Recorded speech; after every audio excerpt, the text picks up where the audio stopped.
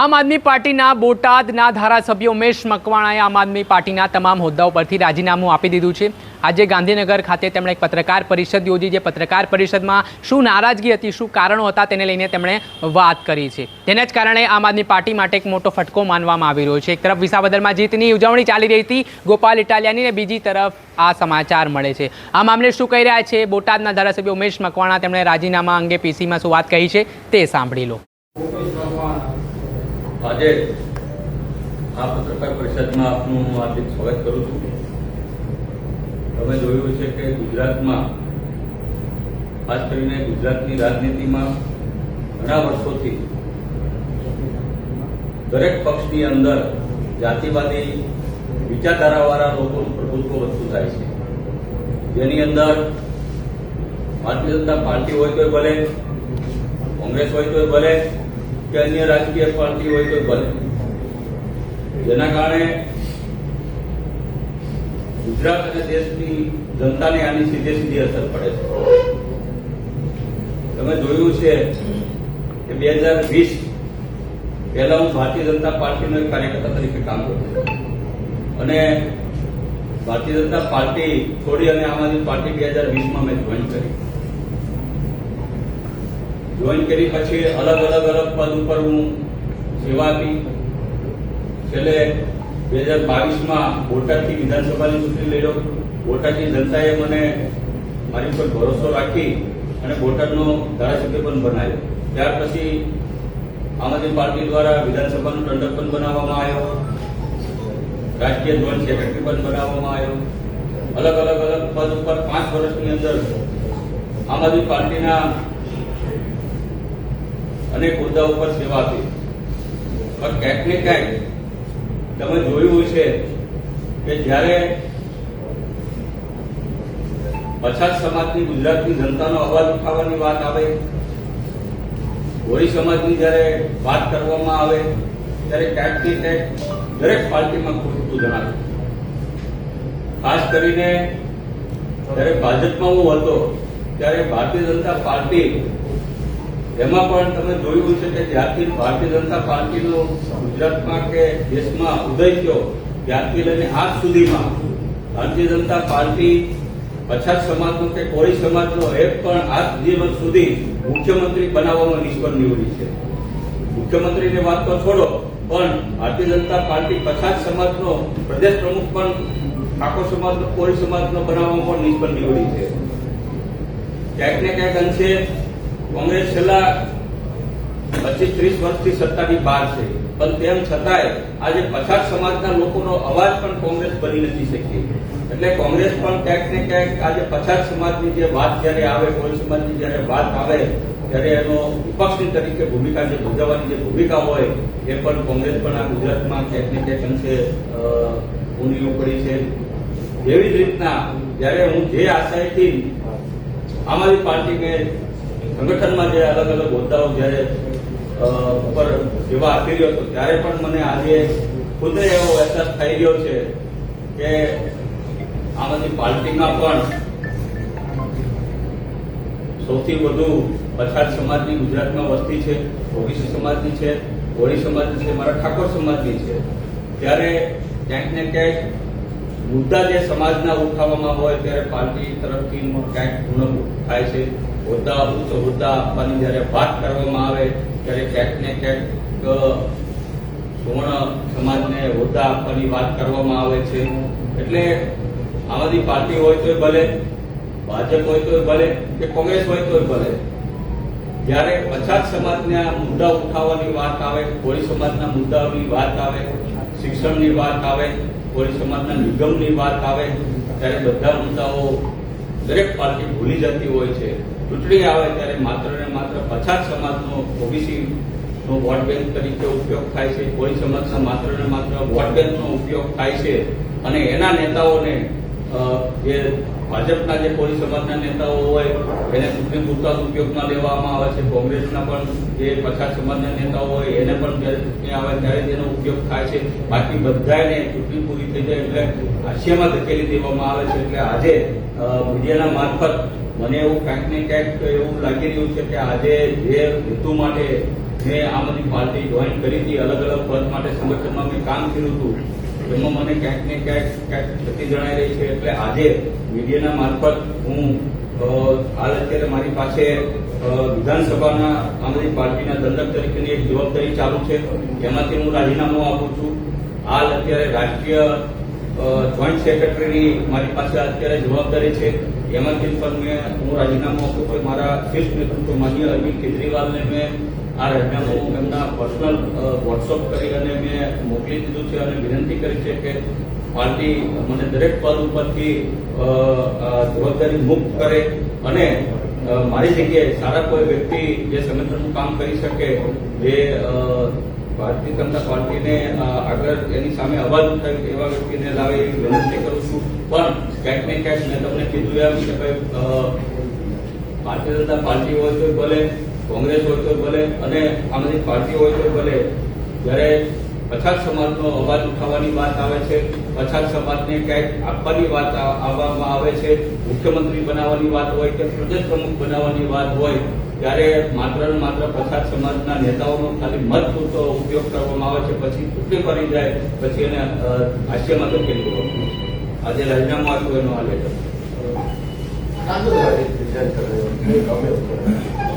આટલું બધું અન્યાય થાય છે તો ધારાસભ્ય પદેથી પણ આપવાના તો પણ નથી આપવાના, એ લઈ લઈશું. વાંધો નહીં, આ લાઈવ હવે કોઈને કઈ પ્રશ્ન હોય તો આપ પૂછી શકો.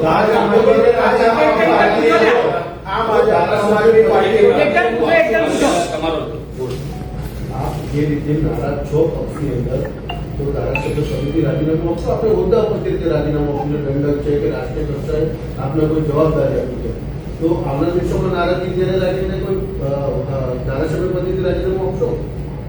એ મારી બોટાદની જનતાને હું પૂછીશ, ત્યાં મારી બોટાદની જનતા વચ્ચે જઈશ કે મારી બોટાદની જનતાએ મારી ઉપર ભરોસો મૂકી અને મને પદ આપ્યું છે. હું મારી બોટાદની જનતાને અધવચ્ચે રજડી જાય એવું કોઈ કાર્ય કરવા માંગતો નથી.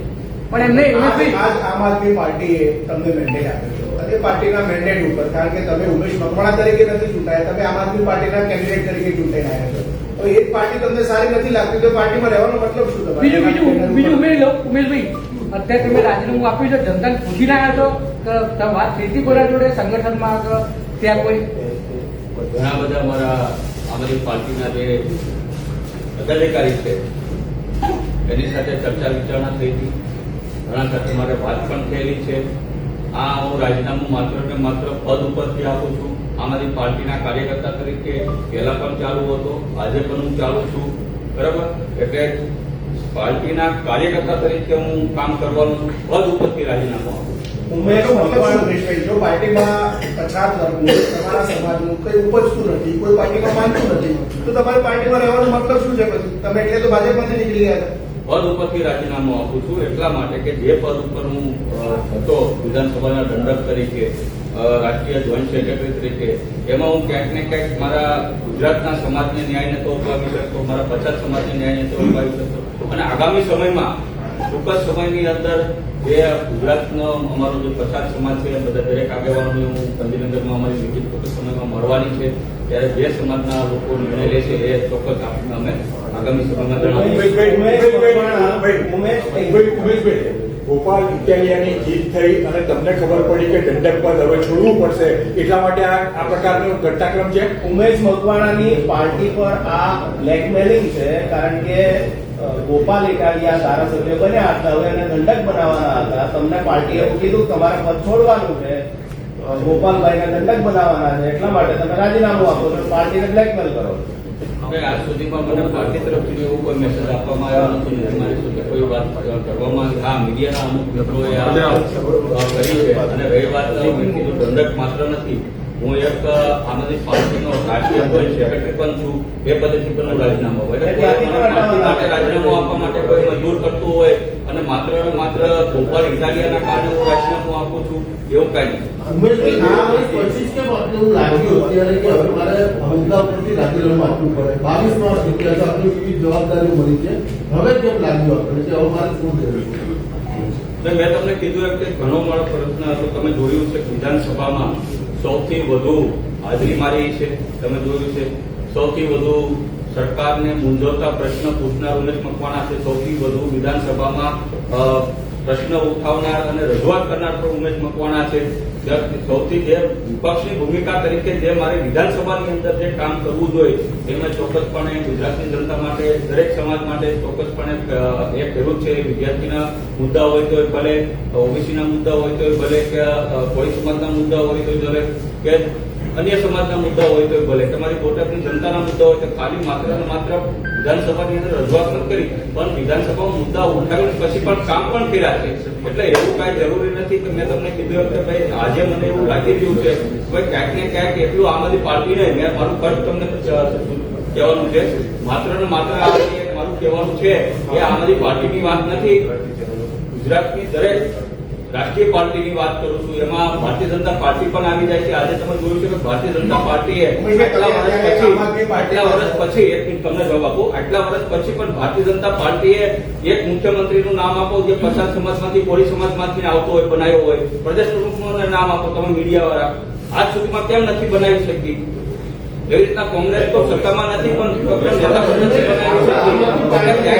ગુજરાતની અંદર સૌથી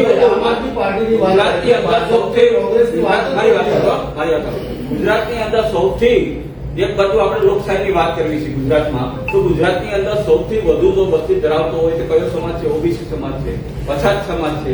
તો જયારે મતની જયારે દરેક પાર્ટીને જરૂર હોય ત્યારે એના નેતાઓને જોડાવે છે. એ પછી ભાજપ હોય તો ભલે, કોંગ્રેસ હોય તો ભલે, કે આમાંથી પાર્ટી હોય તો ભલે, જેવી ચૂંટણીઓ પૂરી થઈ જાય, પરિણામો આવે તો એ જ નેતાઓને સાઈડમાં ધકેલી દેશે. કેમ એ નેતાઓને પ્રદેશ પ્રમુખ નથી બનાવવામાં આવતા? ભાજપ કેમ આજે સુધી મુખ્યમંત્રી ચહેરો નથી બનાવ્યો? એટલે કહેવાનો મતલબ મારે માત્ર આમ આદમી પાર્ટી પૂરતો નથી. આજે અમારા જે કાંઈ પછાત સમાજના અમારા આગેવાનો આજે ટૂંક સમયમાં અમે મિટિંગ એટલે આગામી સમયની અંદર અમે ચોક્કસપણે એ મોટો નિર્ણય લેવાના છે. ભાજપ અને કોંગ્રેસનો પારિવારિક વિષય છે, એમને કોને આપવું ન આપવું એ અલગ વસ્તુ છે. પારિવારિક નથી, લોકશાહી છે. આજે લોકશાહીનો વિષય છે, પારિવારિક વિષય નથી. ભાજપ કોઈ પારિવારિક પાર્ટી નથી. ભારતીય જનતા પાર્ટી જે છે એ લોકશાહી તરફથી જીતે છે. આજે ગુજરાતની અંદર સૌથી વધુ વસ્તી ધરાવતો સમાજ હોય તે ઓબીસી સમાજ છે, પછાત સમાજ છે. 70% પછાત સમાજની વસ્તી આવે છે. તો શા માટે એનો એક પણ મુખ્યમંત્રી ભાજપમાં ભારતીય જનતા પાર્ટી નથી બનાવી શકી, પ્રદેશ પ્રમુખ નથી બનાવી શકી? એટલે કહેવાનો મારો વિષય એ છે કે જયારે પછાત સમાજના મત જયારે દરેક પાર્ટીને જોતા હોય ત્યારે એના ચૂંટણીમાં એના નેતાઓને મોકલે છે. એવી ચૂંટણી પૂરી થઈ જાય ત્યારે દરેક પછાત સમાજના ધારાસભ્યો હોય, સાંસદ સભ્યો હોય એને ખૂણામાં બેસાડી દે. તમારી પાર્ટી 2022 લડી ત્યારે તમારી પાર્ટીએ કયા ઓબીસી અથવા તો પછાત વર્ગના ઉમેદવારને સીએમ કેન્ડિડેટ તરીકે જાહેર કર્યો હતો? બીજું, 2 મહિના પહેલા તમારું સંગઠન મોટાનું જાહેર થયું, ત્યારથી તમે નારાજ ચાલો છો. એ વખતે ગોપાલ યાદવ તમને અહીંયા મળવા માટે આવ્યા હતા. એ વખતે તમે એવું કહેતા હતા કે મીડિયા વેચાઈ ગયું, મારી કોઈ નારાજગી નથી. અત્યારે તમારી નારાજગી સામે આવી છે, તો હવે તમે વેચાઈ ગયા એવું કઈ ના? જો પેલો ફક્ત તો એ કરું, મીડિયા વેચે કે એવું ક્યારે હું બોલ્યો નથી. તમારા કાર્યાલયમાં તમે બોલ્યા છો. મેં તમને એવું કીધું કે અમુક યુટ્યુબ ચેનલો, હજી હું તમને સ્પષ્ટ કહું છું, અમુક યુટ્યુબ ચેનલો એના આજે મારી પાસે એના કવર છે કે માત્ર ને માત્ર અમુક વ્યક્તિઓના કહેવાથી ન્યૂઝ ફેક્ટ ચલાવે છે. ત્યારે મને પોતાને ખબર નથી ત્યારે એવા ન્યૂઝ ફેક્ટ ચલાવ્યા હતા એ મને પણ ખબર છે કે આમાં ભાજપના અમુક કાર્યકર્તાઓ, આગેવાનોના ઇશારે, આમ આદમી પાર્ટીના અમુક આગેવાનોના ઇશારે મને બદનામ કરવા માટે ઉમેશભાઈ ભારતીય જનતા પાર્ટીમાં જાય છે એવા ન્યૂઝ ચલાવવા માટે એ જ યુટ્યુબ ચેનલોને આમ આદમી પાર્ટીના ઉચ્ચ નેતાઓ દ્વારા પૈસા આપીને ન્યૂઝ ચલાવવામાં આવ્યા હતા. હજી પણ હું તમને કહું છું, એમાં હું મારી વાત ઉપર કાયમ છું. મને બદનામ કરવા માટે વારંવાર ન્યૂઝ ચલાવતા હતા. એટલે કહેવાનો મતલબ એમ છે કે આજે ઉમેશ મકવાણા અને આમ આદમી પાર્ટીના અમુક નેતાઓ જે છે એ પણ ટૂંકમાં એને ખતેરિયા, ભાજપના નેતાઓ જે છે એને પણ ઉમેશ મકવાણા ખતેરિયા છે, કોંગ્રેસના નેતાઓ છે. કારણ કે મેં તમને કીધું કે આજે જયારે હું વિધાનસભામાં પછાત સમાજનો અવાજ ઉઠાવું છું ત્યારે કોઈ નેતાઓને, કોઈ પાર્ટીને ગમતું નથી. એમાં આમ આદમી પાર્ટીના નેતા આવી ગયા, કોંગ્રેસને આવી ગયા અને ભારતીય જનતા પાર્ટીને આવી ગયા. ઉમેશભાઈ, તમે આપના બેનર ચૌધરી હતા, સંગઠન રાખેલા હતા. ઉમેશભાઈ, તમે આપના બેનર ઉપર ચૂંટાયા. બોટાદની જનતાએ ઉમેશ મકવાણાને નહીં પણ આમ આદમી પાર્ટીના ઉમેદવારને અને જાડુને મત આપ્યો. તમને હવે પાર્ટી પસંદ નથી, તો પાર્ટીના પદ પરથી જે રીતે રાજીનામું આપો છો એ જ રીતે પાર્ટીના માધ્યમથી જે ધારાસભ્ય તમે પદે બન્યા હતા ત્યાં રાજીનામું આપીશું અપક્ષ જ્ઞાતિના જોરે ફરીથી ચૂંટણી લડવા માંગો છો કે નહીં? કોઈ પાર્ટી જ નહીં, અપક્ષ. ચોક્કસપણે મેં તમને કીધું આગામી ટૂંક જ સમયમાં ગુજરાતના અમારા જે પછાત સમાજના નેતાઓ છે એની સાથે ટૂંક જ સમયમાં મારી મીટિંગ ગાંધીનગર ખાતે જ મળવાની છે. ત્યારે ઉમેશ મકવાણા આગામી સમયમાં અપક્ષ લડશે કે નવી પાર્ટી બનાવીને લડશે ત્યારે હું મીડિયાના મારફત આપને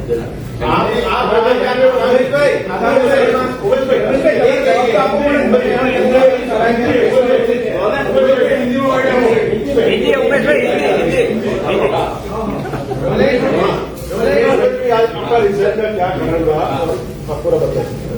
मेहुल साइड में आइए जो भाई गाजी आप बोलिए। आज पत्रकार परिषद में सर आप सभी का मैं स्वागत करता हूँ। आपने देखा होगा कि गुजरात की राजनीति खास करके देश की राजनीति में कुछ पक्षों में जातिवादी लोग कुछ होद्दे पर बैठ गए हैं, जिसके कारण गुजरात की जनता में एक जातिवादी मानसिकता हर एक पक्ष में घुसी गई है। इसमें भारतीय जनता पार्टी हो, कांग्रेस हो या आम आदमी पार्टी हो, आपने देखा होगा कि कई सालों से भारतीय जनता पार्टी आज के दिन में भी गुजरात में पछात समाज का एक भी सीएम बनाने में निष्फल गई है, प्रदेश अध्यक्ष बनाने में निष्फल गई है। हालांकि गुजरात के अंदर सबसे ज्यादा जो कोई समाज है तो वो ओबीसी समाज है, पछात समाज है, कोली समाज है। लेकिन बड़े दुख के साथ कहना पड़ता है भारतीय जनता पार्टी इतने सालों में सत्ता में रही फिर भी एक भी प्रदेश अध्यक्ष कोली समाज में नहीं बना पाई, मुख्यमंत्री भी नहीं बना पाई। ऐसे ही कांग्रेस की बात कर रहा हूँ, कांग्रेस भी सत्ता से 30 साल से दूर है, लेकिन पछात समाज की जो मुद्दा उठाने की बात आती है, कोली समाज के मुद्दे उठाने की बात आती है तो कोली समाज भी वो मुद्दा नहीं उठा पा रही है। वैसे जब मैंने भारतीय जनता पार्टी छोड़ के आम आदमी पार्टी में आया था तो मेरी जो मंशा थी कि मैं आम आदमी पार्टी में आके मैं अपने समाज का मुद्दा उठाऊंगा, पछात समाज का मुद्दा उठाऊंगा। कहीं न कहीं तौर पे ऐसा मेरे को लग रहा है कि भाई आम आदमी पार्टी उससे दूर होती जा रही है। पछात समाज का जो मुद्दा है वो उठाने में मतलब इतनी ताकत जोर से नहीं ले पा रही है आम आदमी पार्टी।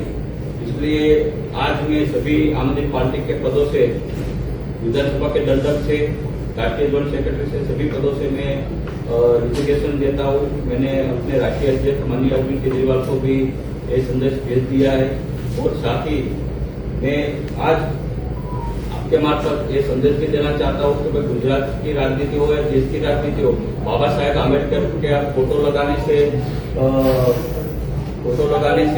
वो बाबा साहब का अगर हम विचारों अगर अपने दिल में न रखे तो फिर उसकी राजनीति ऐसे ही नहीं हम कैसे कर सकते। आज आपने देखा होगा कि भाई हम गुजरात में 2 जगह विधानसभा लड़ रहे थे, कड़ी विधानसभा और एक दूसरी विसावदर विधानसभा। तो कड़ी में आपने देखा होगा हमारा कैंडिडेट 10 लाख की लोन लेके वो उम्मीदवार चुनाव लड़ रहा है, अकेला लड़ रहा है, कोई उसके साथ नहीं है। हालांकि वो दलित समाज का था। दूसरी जगह पाटीदार समाज का आम आदमी पार्टी का एक नेता लड़ रहा था, गोपाल इटालिया। तो पूरी हमारी आम आदमी पार्टी की पूरी प्रदेश की टीम, राष्ट्रीय टीम वहां लगी हुई थी। 200 करोड़ों रुपया वहां डाल दिया। आज वो हमारा कड़ी का जो उम्मीदवार है आज वो बेचारा हार गया, लेकिन आज उसके पास वो जो लोन लेने का पैसा कहाँ से लौटाएगा वो 10 लाख रुपया। तो उसका मतलब वो क्या है, वो गरीब था, दलित था, इसलिए हमारी पार्टी ने उसको अपने तौर पे छोड़ दिया। वो विशालनगर में वो पाटीदार नेता था, स्वर्ण ज्ञाति से था, तो पूरी पार्टी ने जोर लगाया, जिता दिया। तो ऐसा तो भेदभाव नहीं चलेगा। इसलिए सभी पदों से मैं आज आम आदमी पार्टी के इस्तीफा दे रहा हूँ और साथ ही आगामी समय में मैं गुजरात के जितने भी हमारे पछात समाज के बड़े नेता है वो उसके साथ हमारी कुछ समय में मीटिंग है, जो भी विचार करेंगे आम आदमी पार्टी से मतलब अभी तो मैंने भी इस्तीफा दे दिया है, लेकिन जो भी आगे की रणनीति रहेगी मैं आपको बताने जा रहा हूँ। किस तरह से आप एमएलए के पद पर किस तरह से नहीं, अभी बोटाद की जनता उमेश मकवाणा पे भरोसा करके जीता है। आपने देखा होगा कि आप 2020 में हमारी पार्टी को कोई पहचानता भी नहीं था, तब उमेश मकवाणा ने हमारी पार्टी ज्वाइन की थी बीजेपी के बड़े पद को छोड़ के। जो बोटाद की जनता ने मेरे को भरोसा दिलाया है, तो वे विधानसभा के अभी एमएलए के पद के राजीनामा देने की कोई बात ही नहीं है। अभी तो मैंने पद से राजीनामा दिया है, वो इसलिए कि सिस्टम जो बीजेपी में जो नाकीवादी लोगों का जो प्रभाव था, कांग्रेस में था, वो आज आम आदमी पार्टी में धीमे धीमे वो एंटर हो रहा है। तो अगर मेरा नेतृत्व ऐसा अगर नहीं सुधारेगा तो फिर आगामी समय में चौक्कसपणे गुजरात में भी मेरे को सभी नेताओं के साथ मिलकर आगे की रणनीति बनानी पड़ेगी। उमेश भाई, आपको लग रहा है कि गोपाल इटालिया जीते इसके कारण या फिर उसको दंडक का पद मिल रहा है, इसके कारण आप जीते? नहीं, दंडक का पद कोई मायने नहीं रखता। दंडक तो मैंने अभी छोड़ दिया है, वो दंडक के लिए कोई है नहीं। लेकिन आपने देखा होगा कि 2 आम आदमी पार्टी चुनाव लड़ रही थी गुजरात के अंदर, एक विसावदर और एक कड़ी। तो जितने भी विश्वसित थे, जितने भी नेता थे, सभी विसावदर में थे। एक भी नेता कड़ी में कोई नहीं था, एक भी झंडा भी नहीं था अभी हमारे कैंडिडेट के पास। मतलब कुछ न कुछ जो अपनी मंशा होती है, सोच होती है। हम अपने ऑफिस में बाबा साहब का फोटो तो रखते हैं, लेकिन बाबा साहब का जो विचार है तो भाई दलित समाज हो, गरीब समाज हो, सबको राजनीति में आना जरूरी है। लेकिन आप फोटो तो रखते हो बाबा साहेब आंबेडकर का, लेकिन आपकी विचारधारा तो है वो सुवर्ण ज्ञान को लोगों को आगे बढ़े, तो ऐसा तो नहीं चलेगा। अच्छा उमेशભાઈ, કડીમાં આખી પાર્ટી તમારી ત્યાં ગઈ, એના કારણે કડી હારી ગયા અને માત્ર ગોપાલ સગળ હતો એટલા માટે એને જીતાડવા માટે બધા લોકો ત્યાં ગયા, મતલબ એવો થયો ને? ચોક્કસપણે મેં તમને કીધું એમ કે ભાઈ જ્યારે દલિતનો દીકરો લડે છે ગુજરાત, એ આમ આદમી પાર્ટીનો જ કાર્યકર્તા છે, એ કોઈ બીજેપીમાંથી આવી નથી। આમ આદમી પાર્ટીએ જ એને મેન્ડેટ આપ્યો છે। તો કડીમાં શા માટે રિસોર્સિસ ન લગાડવામાં આવ્યા, વિસાવદરમાં કેમ લગાડવામાં આવ્યા? એટલે કહેવાનો મતલબ એ છે, કહેવાનો મતલબ એમ છે, કડીમાં માત્ર ને માત્ર ખાલી વિસાવદર કડીમાં એક રોડ શો છે, એમાં મારી પણ હાજરી હતી, આતિશીજીનો સંજયસિંહની માત્ર સભા થઈ હતી। એ સિવાય કોઈ રિસોર્સિસ નહીં, કોઈ બુથ ઉપર મેનેજમેન્ટ આખી જે આમ આદમી પાર્ટીની જે કાંઈ રિસોર્સિસ હતા, જે પ્રદેશના નેતાઓ હતા, દરેક જિલ્લાના જે પદાધિકારીઓ હતા, એ બધા વિસાવદર હતા। કડીમાં કોઈ પણ એવા મોટા નેતાઓ ક્યાંય જોવા નતા મળ્યા। એટલે માત્ર ને માત્ર જે દલિત સમાજનો જે આમ આદમી પાર્ટીનો જે કાર્યકર્તા એ કડીમાં લડતો હતો, લોન 10 લાખની લોન લઈને લડતો હતો, એ આજે એની જાતને એકલો સમજી ગયો। એટલે ક્યાંક ને ક્યાંક મને પણ એવું થયું છે કે ભાઈ આમ આદમી પાર્ટી એની મૂળ વિચારધારા છે, બાબા સાહેબ આંબેડકરની જે મૂળ વિચારધારા હતી, જે ભગતસિંહની જે મૂળ વિચારધારા હતી, ક્યાંક ને ક્યાંક શીખી રહી છે। એટલે મને ક્યાંક ને ક્યાંક એવું લાગે છે મારા શીર્ષ નેતૃત્વને હું આ મેસેજ આપવા માંગુ છું કે જે આપણી આમ આદમી પાર્ટીની જે મૂળ વિચારધારા હતી, એ ખરેખર બાબા સાહેબ આંબેડકરની કોઈ નાના ગરીબ વ્યક્તિઓ જે હોય રાજકીય રીતના આગળ આવે, સ્ટ્રોંગ બને અને નાના લોકોનો આપણે અવાજ બનવો જોઈએ।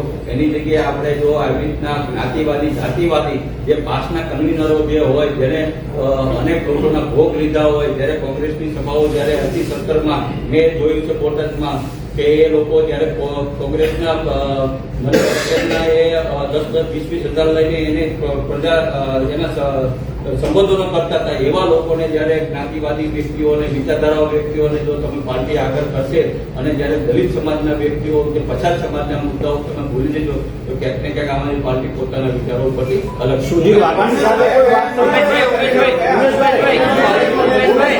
ઉમેશભાઈ